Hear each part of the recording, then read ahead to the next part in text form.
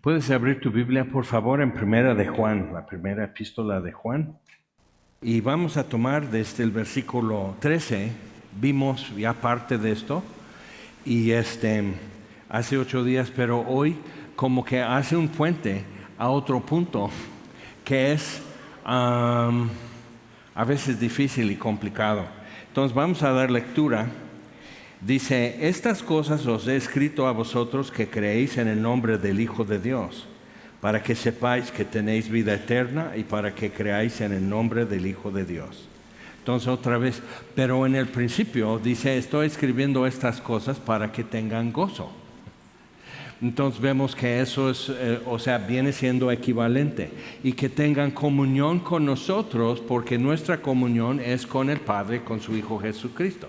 Entonces, creyendo en Él, sabiendo que tienes vida eterna, entonces, y teniendo comunión con los demás que también, entonces gozo. Y esta es la confianza que tenemos en Él. Es interesante, simplemente sabiendo esto, eso debe ser ya como un piso de confianza, donde puedo ya ponerme, estar firme. Esta es la confianza que tenemos en Él, que si pedimos alguna cosa conforme a su voluntad, Él nos oye. Y si sabemos que Él nos oye en cualquier cosa que pidamos, sabemos que tenemos las peticiones que le hayamos hecho. Entonces otra vez eso empieza a ser, entonces puedo pedir alguna cosa, cualquiera, sí, conforme a su voluntad, pero ya he hecho parte de su voluntad yo, ya he creído en el nombre de Jesús, ya creo en el Hijo de Dios. Vamos a subir a versículo 10. El que cree en el Hijo de Dios tiene el testimonio en sí mismo. El que no cree a Dios, no cree en Dios, sino no cree a Dios, le ha hecho mentiroso porque no ha creído en el testimonio que Dios ha dado acerca de su Hijo. Entonces, parte de arrepentimiento, no es tanto, le he hecho un montón de pecados. Es entender que lo que realmente abre toda la brecha entre Dios y nosotros, nuestros pecados ya fueron pagados por Jesús. Entonces eso ya no es el obstáculo, eso ya no es la brecha. La brecha es incredulidad. Que eso fue en el principio, en Génesis 3. Decidieron a Adán y Eva no creerle a Dios, lo que Él dijo. Entonces eso abrió toda la brecha. La distancia ha ido creciendo durante los milenios de la historia humana y se nota donde quiera. Si viste la apertura de las Olimpiadas en París, fenomenal. Entonces, viendo eso, algunos lo hacen a propósito para insultarnos. Y qué fácilmente, cristiano, te insultas, qué fácilmente te ofende. Pero ¿qué has hecho? Entonces, es importante para nosotros ver que simplemente hemos hecho en el siglo XXI, estamos de regreso al primer siglo. Como si no hubieran pasado 2000 años. Lo único que tenemos de ventaja es que ya está la Biblia en nuestro idioma y como que es mucho más accesible digitalmente y todo eso. Pero piensa, los cristianos en primer siglo no tenían ninguna de las ventajas que tenemos, sino las Escrituras. Es todo lo que tenían. Y mucho de eso no lo tenían completo, era difícil tener, era peligroso tener. Entonces es importante ver eso, y ellos trastornaron el mundo entero. El mundo es diferente a partir del primer siglo, cuando los cristianos empezaron. Entonces podemos decir, entonces está difícil porque en París hacen todo eso y demás, y dices, ¿qué esperabas en París? La neta, desde la Revolución Francesa, ¿qué esperabas en París? ¿Qué esperábamos? Todo lo que vino en el siglo XVII viene siendo como lo llaman el alumbramiento, cuando era ya dando el primer pie a lo que es la era científica y todo eso. Pero parte de eso, ¿ves que la arquitectura cambió? Entonces era como neoclásico. Entonces lo que ves así de columnas y usar mucho mármol y esculturas y todo eso, y las fuentes en Italia, en Francia y todo eso, es clásico. Estaban volviendo a lo clásico, que para ellos era el tiempo de los griegos y romanos antes de Cristo, antes del cristianismo, que era mejor. que la humanidad tenía toda la posibilidad de llegar a ser Dios antes de Cristo. Y viene el cristianismo y ya no. O sea, ya tenemos que reconocer que Dios es Dios y nosotros no. Entonces necesitamos, y eso es lo que dio en Francia la Revolución Francesa, que fue horrible la cosa. De tal manera que tuvieron que ir al otro extremo y dejar a Napoleón ser emperador. O sea, una monarquía total, poder absoluto en manos de una sola persona. Entonces, ¿qué pasó con liberté, égalité, fraternité y todo lo de la revolución? Que quitaron a Dios. Entonces dijeron que el conocimiento es la diosa de nosotros. Cambiaron el día para ser de 10 horas, cambiaron, o sea, todo va a ser métrico. Entonces entiendes por qué los americanos nomás no al sistema métrico, no, porque ya van 2 veces que rescatan a Francia en una guerra mundial. Entonces Francia no va a decir cómo medimos el tiempo o la distancia o el peso de las cosas. Entonces es importante entender estas cuestiones y cómo están las culturas en esto. Entonces estamos aquí en siglo XXI y dices, pero es difícil. No, es igual. Y fue tan igual que ellos pudieron cambiar el curso de la humanidad. Eso es nuestro reto. Ser sal de la tierra, ser luz en el mundo y cambiar la historia, cambiar lo que va a ser el futuro. Pero eso es muy costoso, sí. Y entonces la persecución, lo que ayudó a la iglesia es que ya no estaban jalando todo ese equipaje en su carreta. Es más, ya ni carreta había. Si acaso una mochila para cargar 2, 3 cosas y vámonos, y dispersos y perseguidos y así y ridiculizados. Y los cristianos aprendieron de Jesús lo que él dijo en el Sermón del Monte. Entonces, cuando te maldicen, bendice. Cuando te ultrajan, bendice. Ora por tus enemigos. Entonces, eso era una excepción en la historia humana. Nadie hace eso. Entonces los veían como ateos en el principio. Entonces lo que tenemos ahora en el siglo XXI, están tratando de revivir los dioses antiguos. Es todo. Pero ya sabemos la historia. Los dioses antiguos no son dioses. O sea, lo que es Zeus, Júpiter, Eros, Venus, Thor, Odin, los de Marvel Comics, o sea, esos no son dioses, son unos acomplejados neuróticos que Dios ya venció. Son principados y dominios y potestades. Entonces, cuando lees al final de Romanos 8 y dice que ni principados, ni potestades, ni dominios, ni lo porvenir, ni el pasado, ni el presente, ni espada, ni desnudez, o sea, ¿qué nos puede separar del amor de Dios? Eso es lo que vivieron. Lo tomaron en serio. Entonces, nosotros podemos decir, bueno, ahorita ya tenemos como pues otro escenario, pero no muy diferente. Cambió el vestuario, pero no mucho. Pero por eso, o sea, dicen, es que pusieron la última cena. Ok, es un símbolo cristiano. Es un mal símbolo cristiano. Es un símbolo chafa cristiano, porque Leonardo da Vinci no era cristiano. Y lo que él estaba haciendo cuando pinta eso era un estudio de perspectiva. O sea, para que veas así el fondo y que forma y sombra y todo eso y así. No era como una declaración de fe o algo así. Pero nosotros todos lo tenemos así. Puedes ir a Tijuana y lo compras como cobertor de tu cama, así en pelusa y toda la cosa. O sea, que es la última cena y demás. O sea, y dices, es un símbolo. Pues al rato vamos a tomar el seno del Señor. ¿Qué haces con el símbolo? Es un buen símbolo, está cargado de significado. Entonces es importante ver eso. Sí, o sea, están afrentando cosas, pero realmente lo que estaban representando es otro retablo con Dionisio. Por eso ves a un Smurf o un pitufo, no sé qué, de azul y con así guirnalda de flores y todo eso es Dionisio. Es el dios de la borrachera, la fiesta. No están como que pisoteando, eso lo hacemos nosotros, pisoteando la sangre del pacto. Ellos no están pisoteando ni creen. ni lo toman en cuenta. Y los cristianos necesitamos darnos cuenta que no somos importantes en su vida.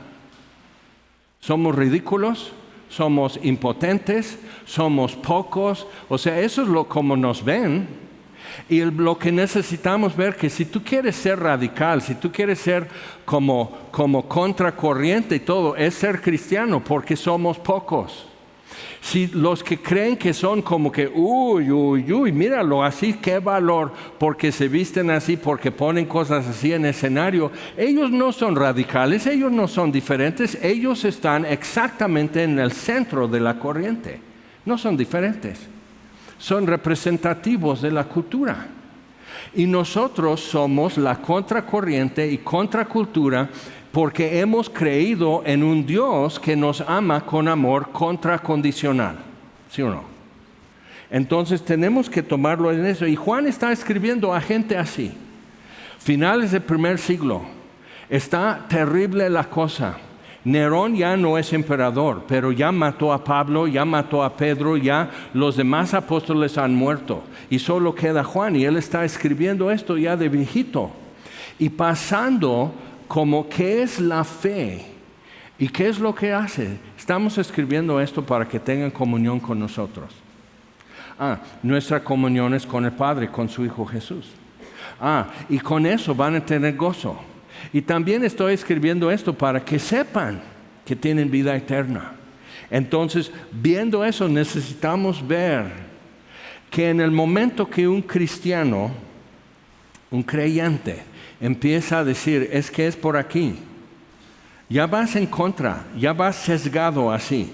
Ya, o sea, te toman como haces cosas adrede, que ya va todo en armonía y tú eres lo que hace desarmonioso, lo que es o sea, estamos poniendo la nota bien y todos cantan desafinados y dicen que somos nosotros los culpables.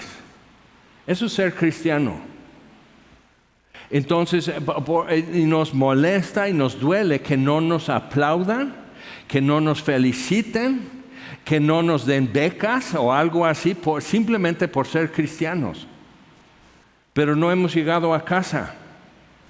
No tenemos ciudadanía aquí, no tenemos como un lugar fijo aquí, no tenemos nada de nuestra porción, nos toca aquí. Entonces, ¿por qué estaríamos esperando así que nos den halagos y apoyos y todo eso? Es una maravilla, es pura gracia. Entonces, cuando yo veo una puerta abierta de parte de alguna autoridad o un individuo que nos deje hablarle, que nos deje dialogar, que nos deje quizás orar por ellos, es una maravilla, eso es tremendo. ¿Sí captas? Ok, entonces Juan dice, el que no cree a Dios le ha hecho mentiroso porque no ha creído en el testimonio que Dios ha dado acerca de su Hijo. Y este es el testimonio, que Dios nos ha dado vida eterna. Es el testimonio de Dios, que nos ha dado vida eterna y esta vida está en su Hijo. El que tiene al Hijo tiene la vida. El que no tiene al Hijo de Dios no tiene la vida. Así. Entonces, pero luego nos ponemos así a discutir porque dicen, bueno, Dionisio es símbolo de Jesús, o realmente copiaron a Dionisio cuando inventaron a Jesucristo. O es Adonis, o es Osiris, o sea, inventan todo eso. Digo, no, el tema de un redentor, el tema de un resucitado, eso es parte de la humanidad, porque la promesa viene desde el huerto de Edén. Entonces ha ido evolucionando y cambiando y corrompiéndose y todo eso, pero aparece en mitología, porque aparece en el corazón humano, porque es el anhelo. Y por eso cuando dice Daniel, y vendrá el deseado de las naciones, y lo verán. Entonces es importante para nosotros ver eso, que de repente caes mal. Y te dicen, me caes mal. Y te agüitas.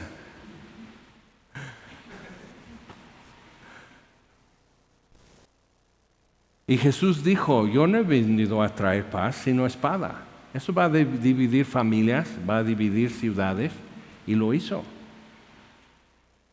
Como un pastor divide ovejas y cabras. Entonces, eso divide, separa, define. Entonces, versículo 13, nuevamente. Estas cosas os he escrito a vosotros que creéis en el nombre del Hijo de Dios, para que sepáis que tenéis vida eterna, y para que creáis en el nombre del Hijo de Dios.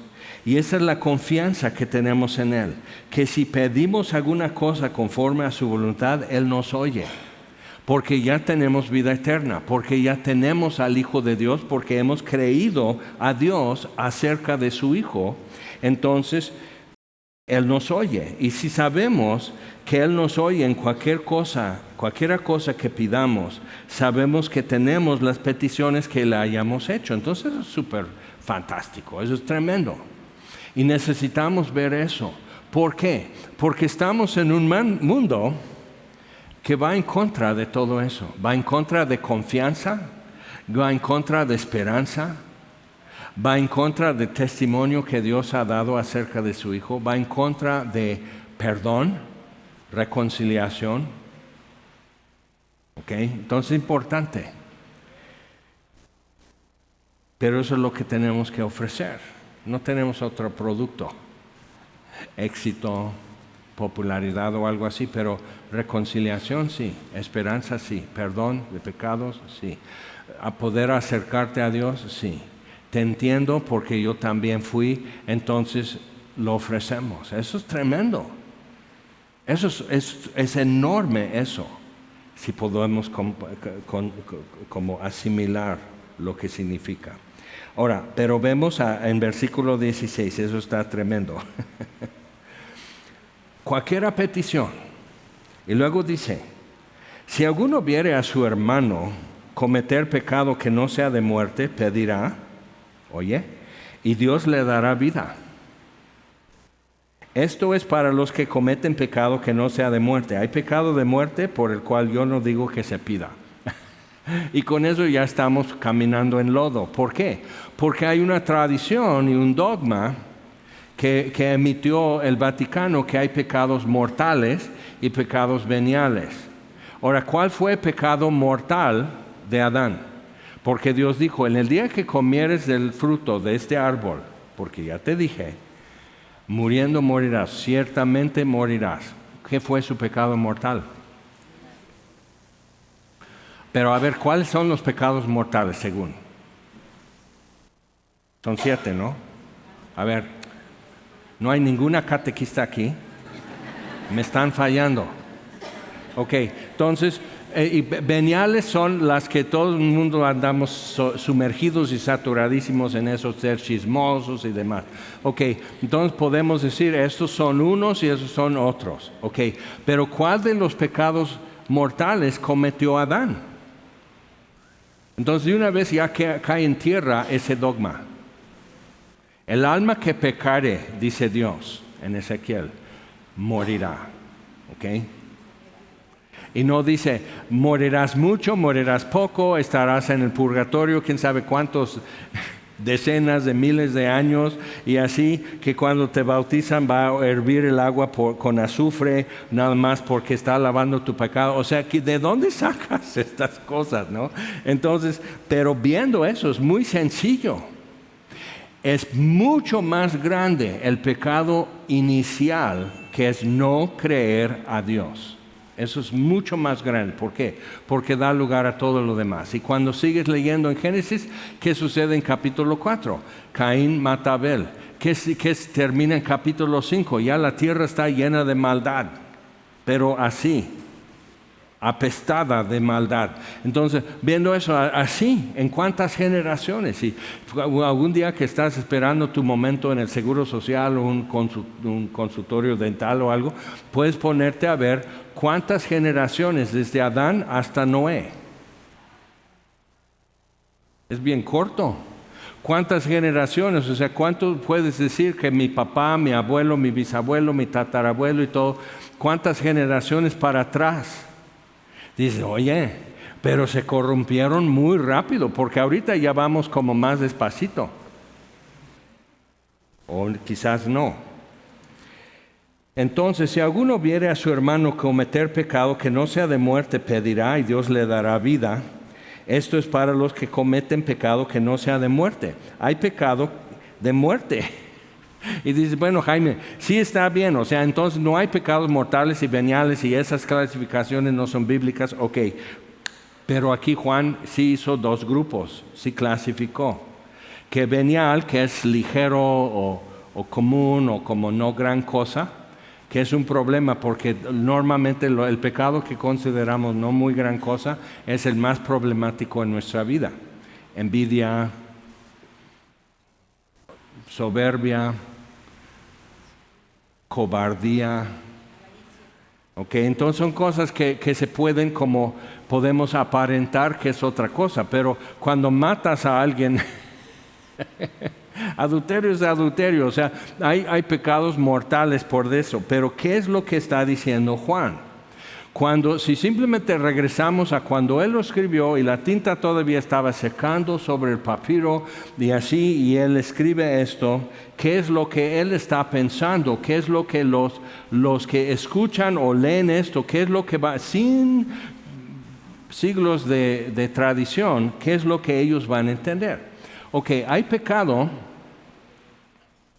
Vamos a pensar en algunos de los que han llegado a Cristo en cárceles.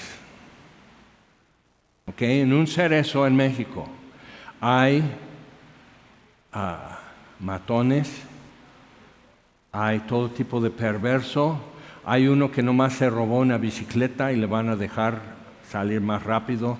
Entonces, ¿qué es lo que tenemos? Entonces, hay pecado que es de muerte y eso se refiere. O sea, que la paga del pecado es la muerte ante Dios, es muriendo morirás, o sea, la muerte de tu alma, separación eterna de Dios. Pero hay pecado de muerte en el mundo, ¿ok? Entonces, si yo estoy pidiendo a Dios que no tenga que morir esta persona que mató a alguien, vamos a decir Barrabás, los dos ladrones, ¿ok? Nosotros estamos aquí, eso es nuestra sentencia justa por lo que hemos hecho. Entonces, ¿qué es lo que el ladrón pide? Y tiene una respuesta afirmativa. Acuérdate de mí cuando vengas en tu reino. Yo entiendo que hoy me toca morir. Acepto. ¿Ok? Entonces, hay pecado de muerte por cuestiones civiles, humanas, que simplemente para orden y respeto en una sociedad necesitan haber consecuencias. Y consecuencias proporcionales. Entonces, pues en el Imperio Romano las consecuencias eran proporcionales. Entonces, entonces no es, si Dios está, si tú dices, pero que suspendan su sentencia o que lo muden en cadena perpetua y no capital, ¿ok? Puede ser. Pero realmente Juan está diciendo, no estás pidiendo bien. Cuando en el mundo hay consecuencias tan fuertes por algún delito, es importante porque la Biblia dice que cuando el pecado no es castigado luego, el hombre empieza a pensar que a Dios no le importa. Eso es mi paráfrasis de lo que dice en Proverbios. Pero eso es lo que tenemos. Imagínate, ponen cadena perpetua para secuestradores, pero hay menos años si matas a alguien. Entonces, ¿qué es lo que acaban de hacer? Están sentenciando a los secuestrados a morir por manos de los secuestradores. O sea, mejor lo mato, entonces son tantos años de cárcel, pero no es cadena perpetua. O sea, a cabo, salgo libre un día. ¿Te das cuenta? Eso es el sistema de justicia que tenemos, que suena bien, pero realmente no está aplicando justicia, no es proporcional. O sea, ojo por ojo, diente por diente, el que derramare sangre de humano ha de morir. O sea, como que hay otras cosas. Entonces, y luego usamos nuevos términos que son despenalización. O sea, sigue siendo malo. Es importante darnos cuenta de lo que está pasando. Sigue siendo moralmente malo, pero ya no hay una penalización jurídica. Pero tu asunto va ante Dios un día. ¿Ok? Entonces es importante ver eso, que necesitamos una cultura cambiada y transformada desde raíz y no encimita. ¿Ok? No nada más así, ahora vamos a usar pronombres diferentes, ahora vamos a actuar así, ahora vamos a vestirnos así. Eso es muy superficial y no hemos tocado realmente el origen del pecado en nosotros, el origen del mal en nosotros. Ok, entonces, pero es entonces pedir para que Dios le dé vida. Entonces, típicamente estamos rodeados de personas que necesitan vida en Jesucristo. El que tiene al Hijo tiene la vida. El que no tiene al Hijo de Dios no tiene la vida. Entonces podemos pedir por ellos. Y yo veo que está pasando, hace muchos años yo comencé a orar así acerca de 2 hombres. Señor, si no los vas a quitar, a cambiar, quítalos. O sea, ya. Porque estorban en la tierra, no entran ni dejan entrar. Y tenía familia numerosa entre sus hermanos y hermanas y todo eso. Pues uno, que han escuchado esta historia otra vez y otra vez y otra vez, o sea, uno, ¡pum!, recibe a Cristo, pero fuerte. Y así, era trailero. Entonces en las diferentes paradas donde se juntan los traileros y ahí echan cotorreo y cenan juntos y intercambian datos y todo eso, él así se ponía a predicar, así recién, con todo, le hervía la boca. O sea, realmente no encontraron una persona más mal hablada que él. Así, y con ese léxico les predicaba a Cristo. ¿Qué onda? Tú cállalo. Ya no es así la cosa. Pero él así, o sea, él conoció paz con Dios.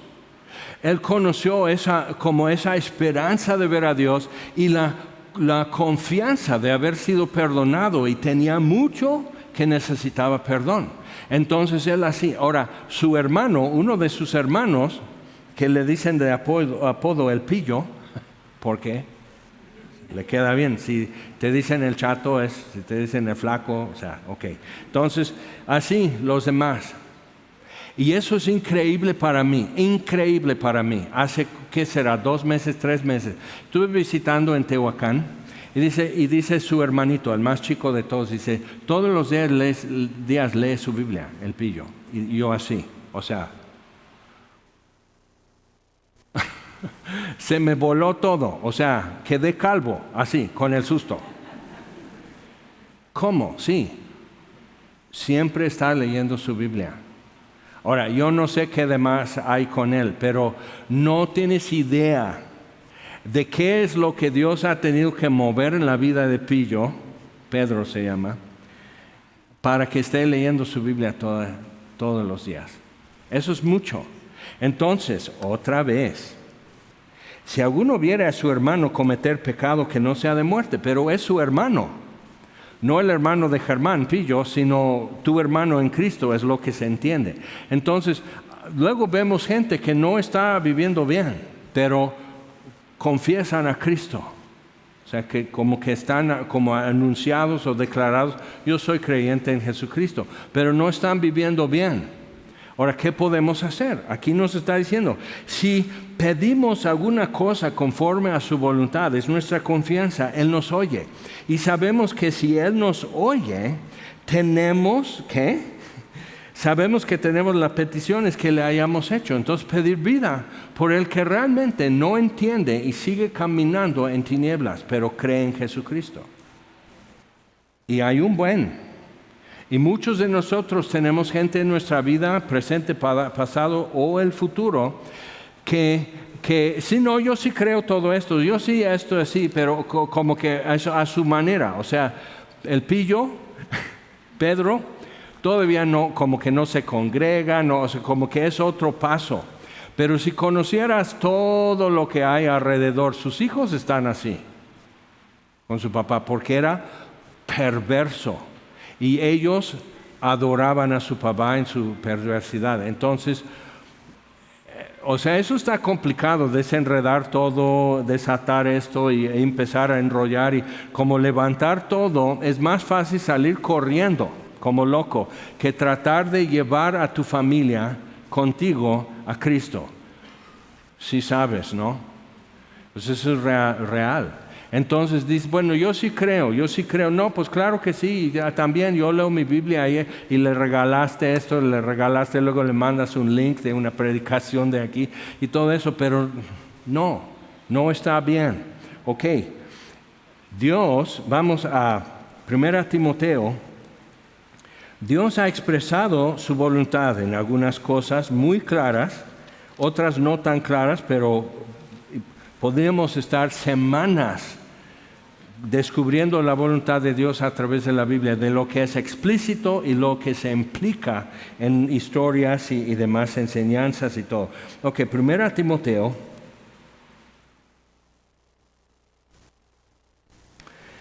capítulo 2, versículo 1, y qué interesante, el contexto es de orar. También, qué interesante. Exhorto ante todo. O sea, eso es lo más importante para una iglesia. No que tengan muchos ensayos para sus músicos, siempre hace falta, pero no es lo que más hace falta. No es que haya más gente ayudando en estacionamiento, ayudando con los niños, más gente aquí recibiendo, ayudando a la gente a encontrar donde sentarse. No. Ante todo. O sea, eso es primero y luego si da tiempo, lo demás. Dice, ante todo que se hagan rogativas, oraciones, peticiones y acciones de gracias por todos los hombres. Por los reyes, porque luego no incluimos, los incluimos en nuestras quejas y hasta denuncias, pero no en nuestras oraciones. Por los reyes y por todos los que están en eminencia, que no es lo mismo que un gobernante, pero está en eminencia. Locutores, actores, deportistas, cantantes, están en eminencia y tienen mucha influencia cultural. Ok, entonces, por los reyes y por todos los que están en eminencia, para que vivamos quieta y reposadamente en toda piedad y honestidad. O sea, que estemos tranquilos. Y eso quiere decir, entonces, con eso ya puedes hacer tu chamba como cristiano, ya puedes dialogar con más gente, ya puedes viajar, ya puedes moverte, ya puedes hacer muchas cosas. Entonces, cuando antes en México eso era muy difícil hacer y realmente te estabas exponiendo a consecuencias, desde las culturales como apedrear, matar tus animales, quemar tu casa, quemar el templo, todo eso era realidad y muy común realidad. Entonces, así, hay una iglesia metodista en calle de Gante, en el centro de la Ciudad de México, que era católica. O sea, entras y ves los nichos y todo eso, eso es clásico colonial y todo eso. Pero como alguien se calentó y fueron a quemar un templo evangélico metodista, fueron a quejarse con el gobierno. Esa es la reforma de Juárez. No te rías, Jaime, de tú. Entonces, o sea, fueron a quejarse y les dieron una iglesia católica. Porque la reforma de Juárez fue hacer que todo predio de un grupo religioso ya es propiedad federal. Entonces la federación dispone. Ahora eso es bueno, pero luego tuvo limitaciones. ¿Okay? Entonces ya no puedes vender el predio, pero ya construiste, ya hiciste esto y todo. Entonces, o sea, es así. El ser humano siempre es un bobo para ver el futuro. Okay, que es cómo va a cambiar la vida. Pero piensa, o sea, algo cambió. Antes no podías tener un programa de radio, era muy riesgoso, multas, cualquier cosa. Y ahora no, ahora es fácil. Y ahora internet, pues ni se diga. Pero antes no. ¿Por qué? Porque con la filosofía de expropiación petrolera viene la idea de que ¿qué son recursos de la nación? Entonces, lo que está bajo tierra, petróleo, por ejemplo, el aire, radio, televisión,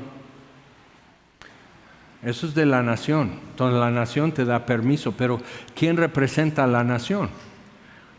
Entonces, por los reyes y por los que están en eminencia. ¿Ok? ¿Y sabes qué surte efecto?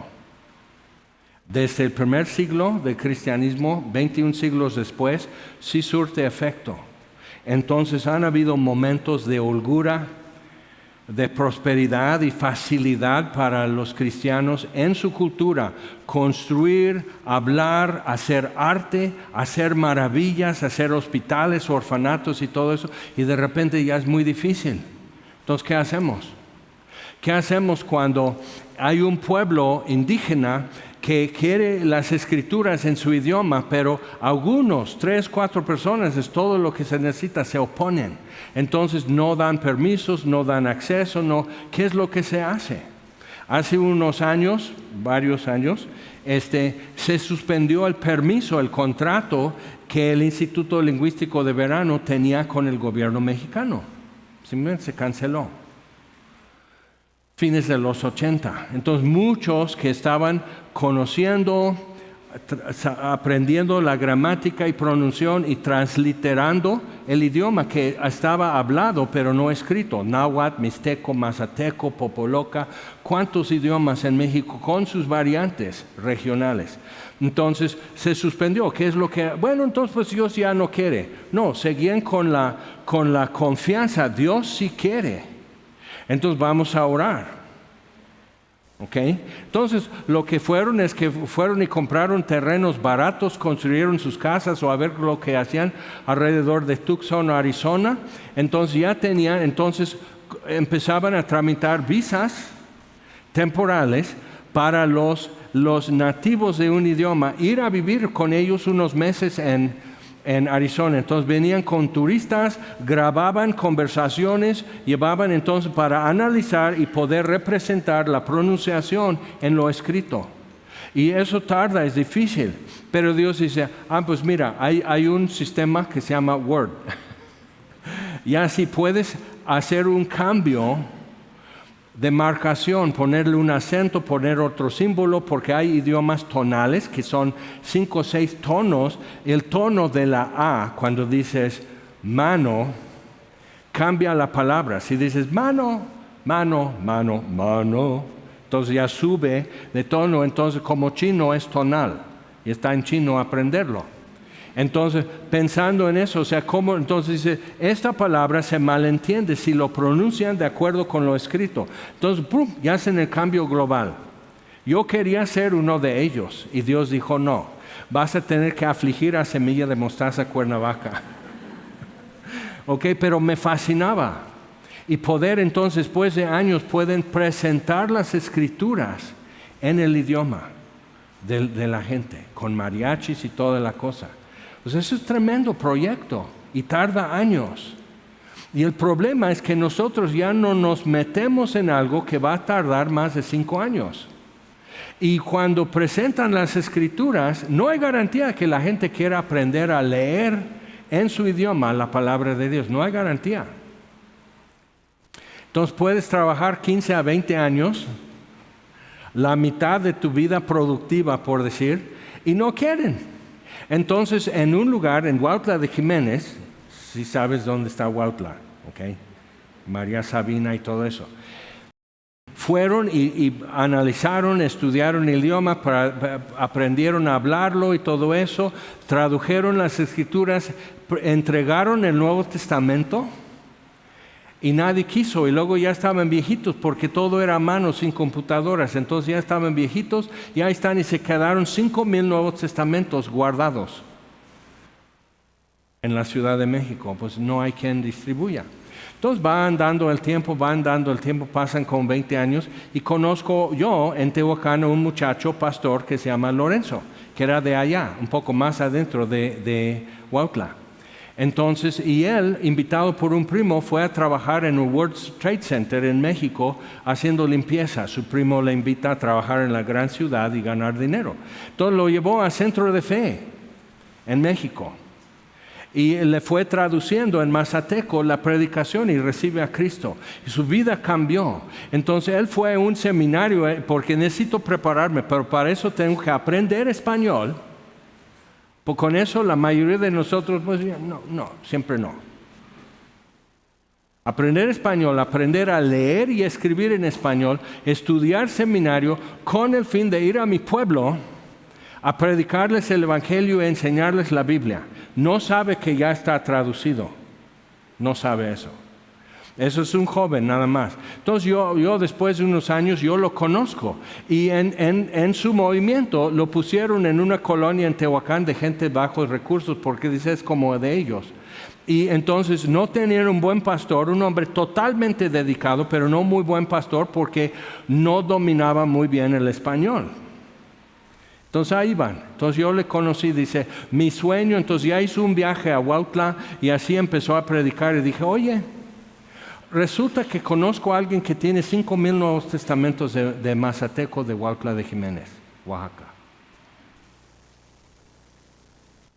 Entonces él fue y pidió permiso en la explanada municipal con el presidente municipal. Hicieron la presentación que nunca se pudo lograr 20 años, 25 años antes, cuando Lorenzo era niño.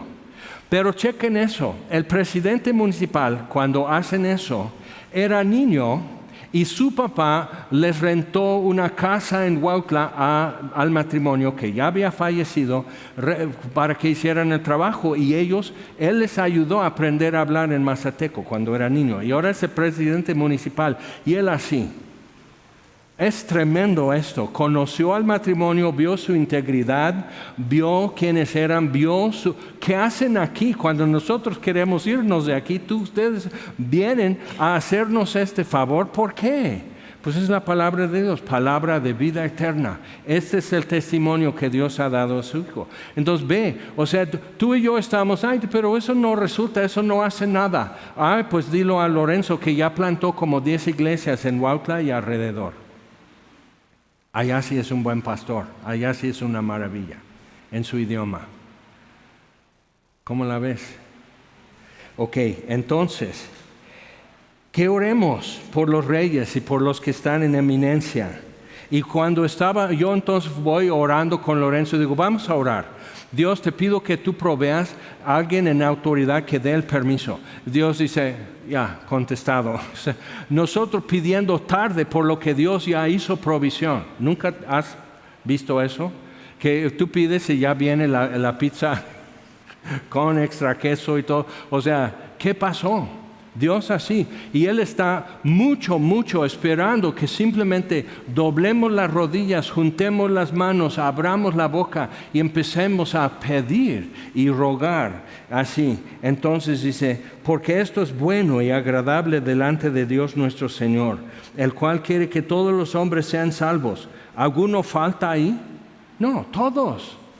Eso es lo que Dios quiere. Dios no se opone a alguien que sea salvo. Entonces nadie va a estar en el infierno diciendo, pues yo busqué a Jesús, yo me acerqué a Jesús y me corrió. El que a mí viene, jamás lo echaré fuera, dice Jesús. San Juan capítulo 6. Entonces, o sea, Dios sí quiere. El problema es que luego no le creemos a Dios. No recibimos el testimonio que Dios ha dado acerca de su Hijo. Entonces, el cual quiere que todos los hombres sean salvos y vengan al conocimiento de la verdad. Para eso necesitas discipularte, necesitas conocer la Biblia, necesitas aprender el hábito de leer y meditar en la palabra de Dios. Necesitas congregarte, ver que eres chafa, pero aquí estás a gusto entre otra gente chafa, que no aprende, que no entiende, que se le olvida todo, que es inconstante y todo. Necesitas estar así y decir, ok, bueno. Y nos dice, ¿por qué? Porque hay un solo Dios y un solo mediador entre Dios y los hombres, Jesucristo hombre, el cual se dio a sí mismo en rescate por todos, de lo cual se dio testimonio a su debido tiempo. ¿Ok? Y aquí estamos en el debido tiempo todavía. Para muchos es la primera vez que están como captando y entendiendo. Entonces a su debido tiempo. ¿Cuándo es el tiempo debido? Cuando puedas entender. ¿Cuándo más es el tiempo debido? Cuando puedas ver que tienes toda la libertad de creer si tú quieres.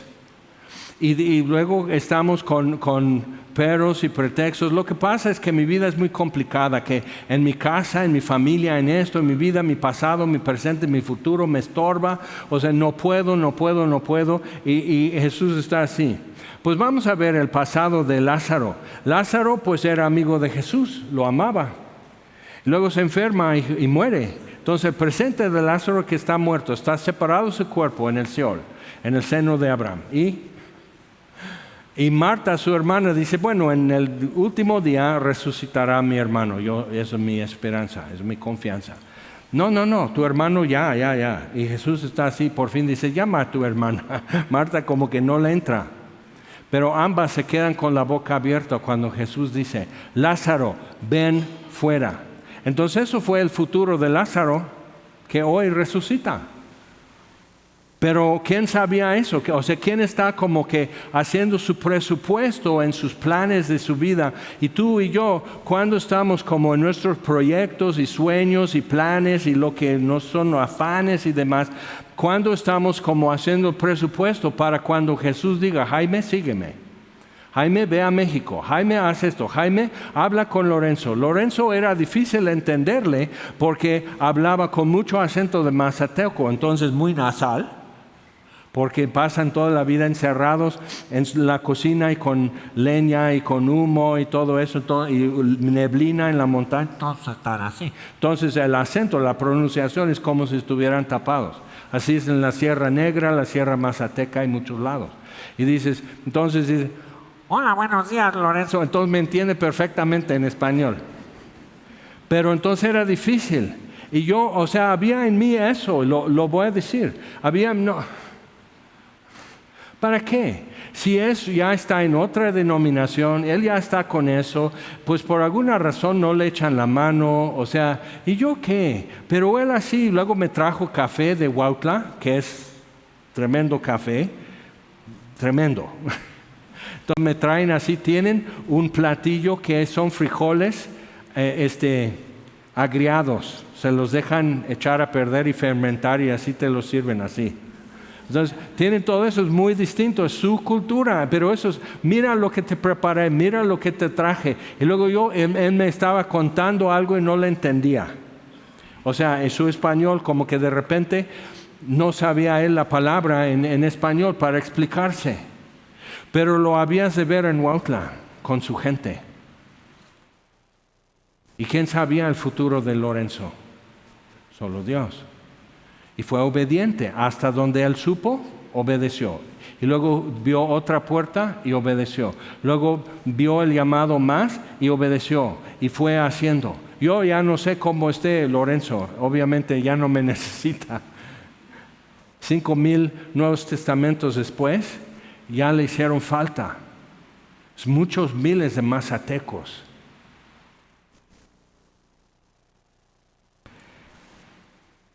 Que Dios nos ayude. Vamos a Hebreos capítulo 10, versículo 28. Aquí Pablo, advirtiéndoles, eran judíos cristianos en Jerusalén, Judea, en muchos otros lados se circuló. Probablemente por eso no lo firmó, porque dicen, ay no, porque es hereje. Entonces así, pero el argumento y el vocabulario es muy de Pablo. Entonces, pero él está diciendo, no se aparten de la esperanza en Cristo, no se aparten de eso, porque había persecución. ¿Qué hay de nuevo? Versículo 28, el que viola la ley de Moisés por el testimonio de 2 o 3 testigos muere irremisiblemente. O sea, otra vez, pecado de muerte. Eso es el contexto de Juan también. Por eso alguien muere, pero puede morir perdonado por Dios, pero la ley civil marca esto y dices, ay no, eso está tremendo. Dime si esa ley es injusta. Es interesante cuando ya te toca, cambia tu punto de vista. Entonces, dice, cuanto mayor castigo pensáis que merecerá, o sea, vamos a ubicarnos en esto, que merecerá, o sea, ellos van a decir, claro, sí. El que viola la ley de Moisés por el testimonio de 2 o 3 testigos muere irremisiblemente. ¿Cuánto mayor castigo pensáis que merecerá el que pisoteare al Hijo de Dios? Y necesitamos ver eso, que puede ser tú, puede ser alguien muy cercano a ti, puede ser alguien que casi no conoces pero lo sabes, que anda pisoteando al Hijo de Dios. Sabe que murió por él, sabe que Dios le ama, sabe que necesita apartarse de estas cosas, sabe que necesita un cambio en su vida, pero no lo quiere hacer. Y está pisoteando al Hijo de Dios. ¿Cuántos de ustedes han aprendido la ilustración del puente en Navegantes 1? ¿Ok? ¿Y el puente quién es? Entonces, si estás parado en el puente y no cruzas, estás pisoteando al Hijo de Dios. Puedes decir, bueno, voy a pecar, y para llegar a eso Jesús apartó mi pecado de mí y me perdonó y me lavó. Ok, entonces, pero para alcanzar esto voy a tener que treparme en la cruz y Jesús crucificado, gimiendo en su dolor, voy a pararme sobre sus hombros y quizás hasta poner un pie sobre su cabeza para poder alcanzar este pecado que tanto se me antoja. Y llega el momento que dices, ya no. Y tu vida empieza a cambiar. Ya no, esto no. Y empiezas a pedir ayuda.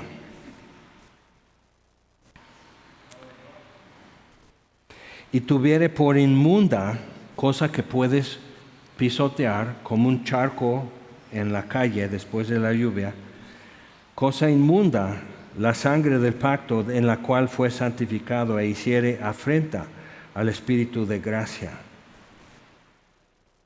Pues conocemos al que dijo, mía es la venganza, yo daré el pago, dice el Señor, y otra vez el Señor juzgará a su pueblo. Horrenda cosa es caer en manos del Dios vivo. Ok. Entonces Juan nos deja algo que hacer. Puede ser tú, puede ser alguien muy cerca a ti, puede ser alguien que tú conoces, pero realmente está en peligro. Está pisoteando al Hijo de Dios, está teniendo la sangre de Jesús que derramó por él como cosa inmunda, como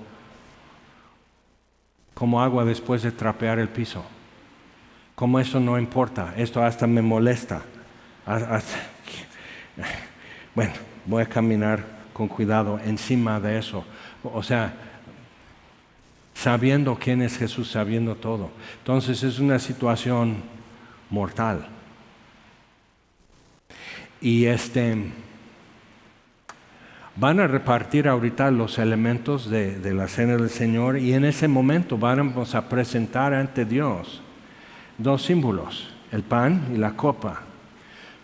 Porque Jesús en la noche que fue entregado tomó pan, así, pan durito, tostado, perforado, sin levadura, y lo partió y dio gracias y lo repartió a sus discípulos y dijo, es mi cuerpo.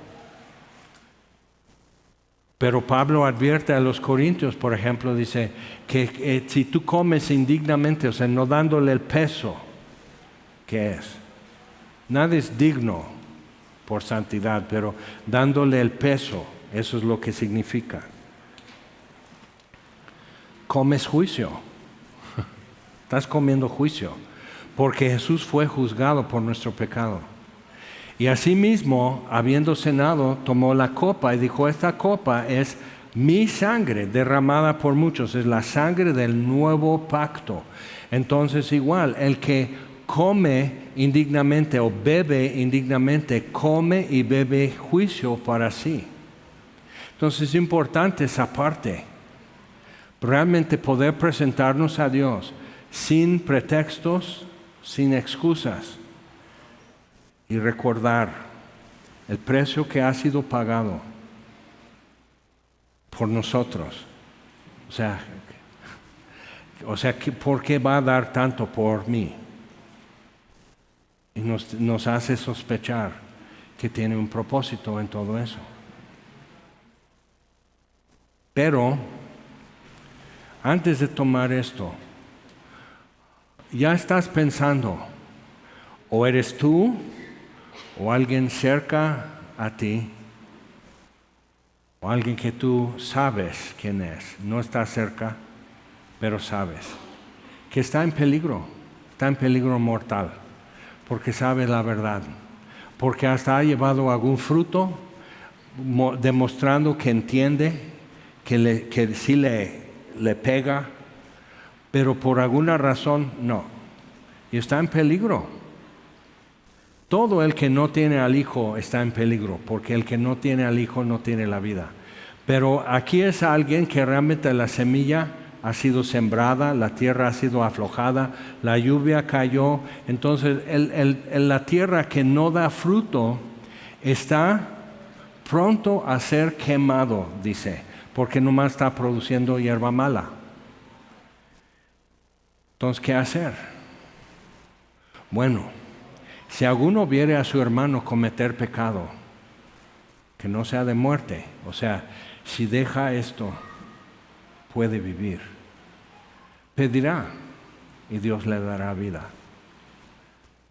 Y con esto tenemos mucha palanca, porque ya vimos que si pedimos alguna cosa conforme a su voluntad, Él nos oye. Y sabemos que si Él nos oye, tenemos la petición que le hayamos hecho. Entonces tenemos que pedir por ti, por alguna otra persona, y tienes que poder decir: Señor, por favor, un cambio de corazón.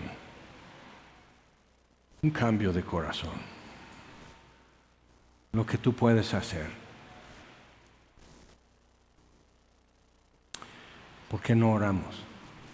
Señor, pedimos primero por nosotros. Necesitamos corazones dispuestos, sensibles, no endurecidos, despiertos a ti.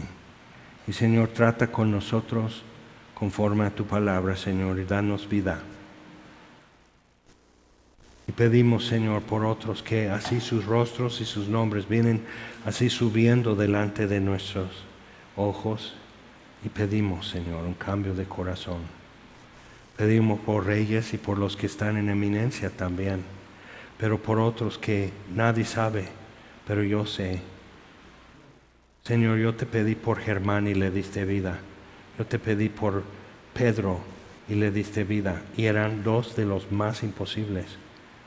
Y le diste vida, Señor. Y te estamos pidiendo cambios de corazón en hombres y mujeres, en niños y niñas. Algunos porque su mamá, otros porque su papá.